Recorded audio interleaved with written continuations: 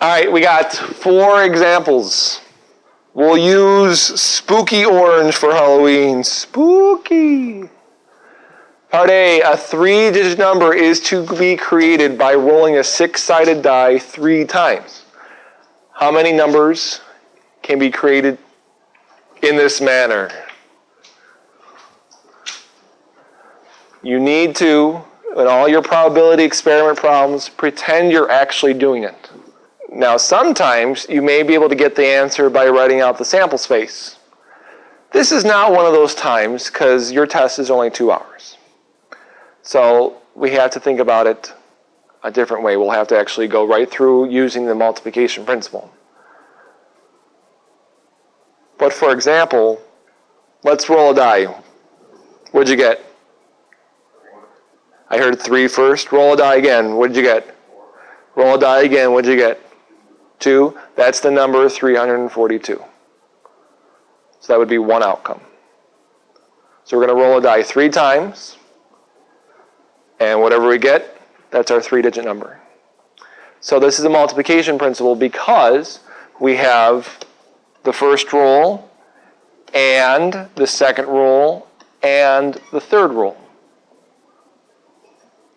How many outcomes are there from the first roll? 6. And how many outcomes are there from the second roll? 6. Now, before I ask the third number, by me writing this down, blood will not pour from the ceiling. It's only a number. Everything's going to be okay. How many outcomes are there from the last roll? The birding! No, there's no birding.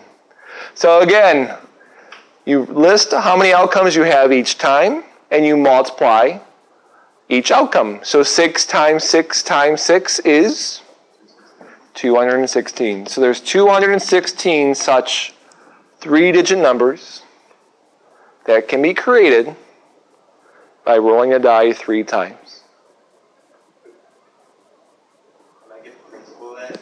Or can't you roll anything from 111? You're talking about like another combination of numbers. You can roll 111. All the way to 666. And you roll it. No, because you can't get 7, 8, 9 or 0. That's a good point. Is that okay? You can only get 1 through 6 each time. B, a restaurant has a special. Pick 1 of 3 appetizers, 1 of 6 entrees, and 1 of 4 desserts, which is stressed backwards. How many different meals can be made? It really is stressed backwards. I know. Everyone's looking now like, is it really? Yes, it is. Now in B, there is an assumption here. The assumption is that you have to pick an entree, you have to pick an appetizer, and you have to pick a dessert. If you had the option of not picking, that would increase the number of outcomes you can have. So what do we have here? How many ways can we pick an appetizer? 3. And how many ways can we pick an entree? And how many ways can we pick a dessert? 4. Oh. Dessert. There you go. It's supposed to be a cupcake. Didn't come out right. What is 3 times 6 times 4? 72. Try C and D. So if it helps, notice in both A and B I was drawing the underline thing just to help you space out your reasoning. I would suggest you do that. So what do you think for part C here? Yeah. Oh. I don't have the answer. I don't have it written down. What'd you get? 144? All right. So we have 3 letters and 4 numbers. So we have to pick the first letter. How many letters do we have to choose from? 26. But the second letter has to be distinct from the first. So how many letters do we have for the second time? 25, but the third letter has to be distinct from the previous two, 24. So we have to pick the first and the second and the third letters. And now we have to pick 4 numbers. How many digits are there? 10. And this has to be distinct. And good.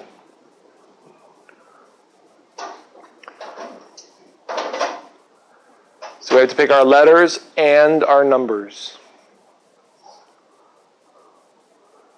So this is huge. What did you get? I have no idea.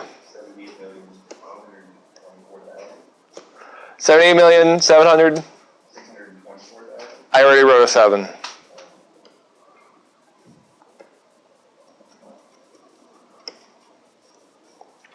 $600,000. 000.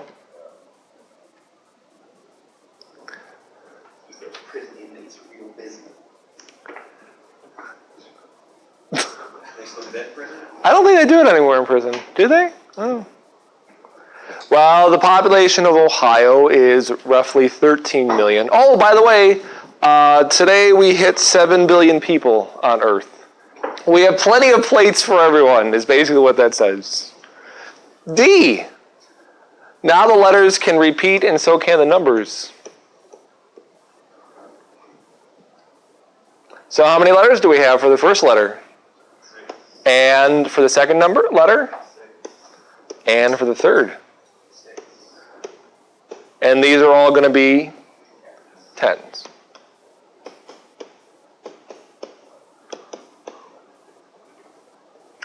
Now, since we can have repetitions, this answer should be a lot larger than part C.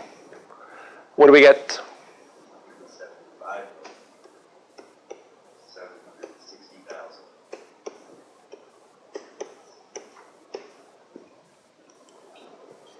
As it turns out, to do A, B, and D, that's the only way you can do it. There's actually 2 ways you can do part C, and that brings about the next topic, permutations.